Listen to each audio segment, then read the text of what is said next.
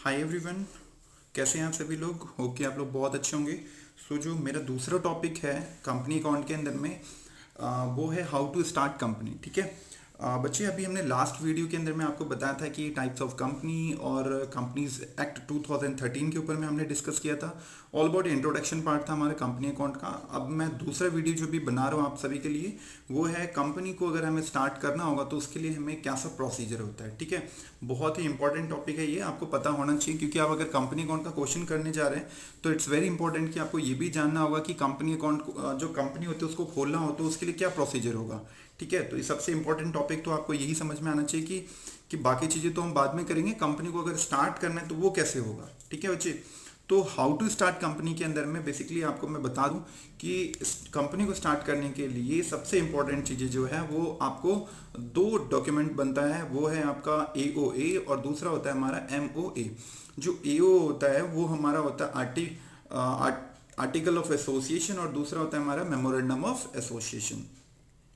जो article of association होता है बच्चे, उसके अंदर में हम internal rules and regulation mention करते हैं।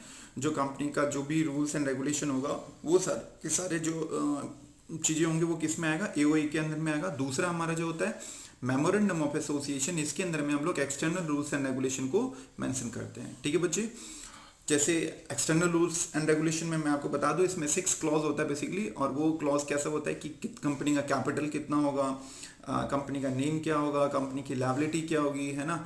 उसके बाद में कंपनी का जो सिचुएशन बोले तो कंपनी की जो प्लेस होगा कहाँ पे होगा, तो वो सारी की सारी चीज़ें, कंपनी का ऑब्जेक्टिव क्या होगा, तो वो सब सारी की सारी चीज़ें कंपनी का मेमोरेंडम ऑफ एसोसिएशन में मिलेगा। और कंपनी का इंटरनल रूल्स एंड रेगुलेशन जो होता है वो आपको AOA के अंदर में मिलता है। उसमें basically internal rules and regulation में क्या सब आती है, तो इसके अंदर में कि कंपनी का डिविडेंड कितना जो है ना वो इशू करेगी, कंपनी का रेट ऑफ शेयर का प्राइस कितना होगा, तो कंपनी किस किस गाइडलाइन के अंदर में काम करेगी, मतलब इंटरनल जो भी रूल्स एंड रेगुलेशन है वो सारे कुछ इसके अंदर में मेंशन होती है। ठीक है, आगे बाकी हम डिटेल में इसको जब आप प्रोफेशनल कोर्स में जाएंगे तो इसमें हम डिस्कस करेंगे।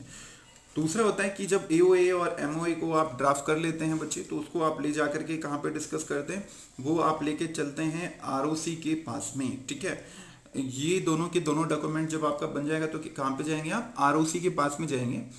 ROC का मतलब क्या होता है, रजिस्ट्रार ऑफ कंपनीज होता है। ठीक है, रजिस्ट्रार ऑफ कंपनी क्या होती है बच्चे, कि जब आप कंपनी को रजिस्टर्ड कर कि रजिस्ट्रेशन करवाना चाहते हैं तो उसके लिए आपको हर स्टेट के कैपिटल के अंदर में एक ROC ऑफिस होती है। वहाँ पे आप जा कर के जो है ROC को आप ये दोनों ही डॉक्यूमेंट को सबमिट करवाते हैं। और सबमिट करवाने के बाद में आपको बच्चे वहाँ से जो है कंपनी जब रजिस्टर्ड हो जाती है तो आपको वहाँ से एक सिन नंबर मिलता है। ठीक है बच्चे, देखिए मैंने यहाँ पे नीचे में लिखा हुआ है सिन नंबर। ठीक है, तो सिन नंबर क्या होती है, कॉर्पोरेट आइडेंटिफिकेशन नंबर होता है ये। सिन नंबर का मतलब क्या होता है बच्चे, कॉर्पोरेट आइडेंटिफिकेशन नंबर होता है ये, या कंपनी आइडेंटिफिकेशन नंबर भी कह सकते हैं। इट्स अ यूनिक नंबर एक होता है जो कि कंपनी का रजिस्ट्रेशन होने के बाद में आपको 21 नंबर का 21 डिजिट का ये नंबर होता है जो आपको मिलता है। ठीक है, इसको आप यूँ कह लें कि कंपनी का ये सर्टिफिकेट होता है।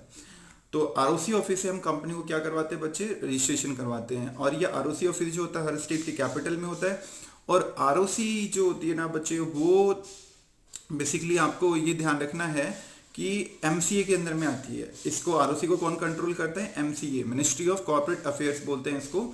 और और जो MCA होती है वो सेंट्रल गवर्नमेंट के अंदर में आती है। तो आपको ये प्रोसीजर समझ में आ गया, सेंट्रल गवर्नमेंट, फिर MCA, फिर ROC। और ROC के अंदर में हमारी जब कंपनी को रजिस्ट्रेशन करवाते हैं तो उसको AOA और फिर उसके बाद में MOA बोलते हैं उसको। ठीक है, तो वो दोनों के दोनों आप जो है ना सबमिट करवाने के बाद में आपको ROC की तरफ से सर्टिफिकेट मिलती है। और उस सर्टिफिकेट को हम क्या बोलते हैं बच्चे, सिन नंबर बोलते हैं, कॉर्पोरेट आइडेंटिफिकेशन या फिर कंपनी आइडेंटिफिकेशन नंबर बोलते हैं उसको। और वो कितने डिजिट का होता है, 21 डिजिट का होता है। ये हर किसी कंपनी को रजिस्ट्रेशन के बाद में उनको मिलती है। ठीक है, उसके बाद में जो हम आगे पढ़ने वाले हैं वो है डायरेक्टर। ठीक है, तो कंपनी के अंदर में ये बहुत इंपॉर्टेंट पार्ट है कि जब कंपनी को रजिस्ट्रेशन करवाते हैं आप तो उसके अंदर में डायरेक्टर का होना बहुत जरूरी है।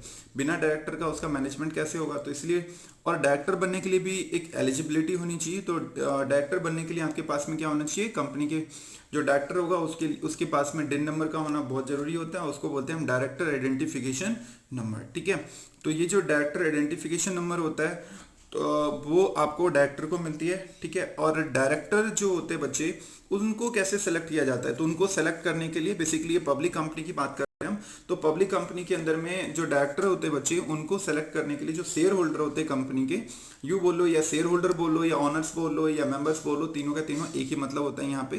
तो ये सारे के सारे जो लोग होते हैं, ये मिल करके कंपनी के जो डायरेक्टर होते हैं उनको सेलेक्ट करते हैं, ठीक है। और फिर वो कंपनी का डायरेक्टर बन जाता है और उसके बाद में जो है वो कंपनी को करना स्टार्ट कर देते हैं, ठीक है। तो this is the basic topic जो मैंने आपको बताया कि कंपनी को स्टार्ट कैसे हम करते हैं, ठीक है। तो आई होप कि आपको अच्छे से समझ में आ गया होगा कि कंपनी को कैसे स्टार्ट किया जाता है। आप एक छोटा सा अपने नोटबुक के अंदर में पहले ये सारे पॉइंट्स को अच्छे से स्टार्टिंग से लिखते जाएं और समझते जाएं, ठीक है। So thank you for watching. फिर से मिलते हैं एक नए वीडियो के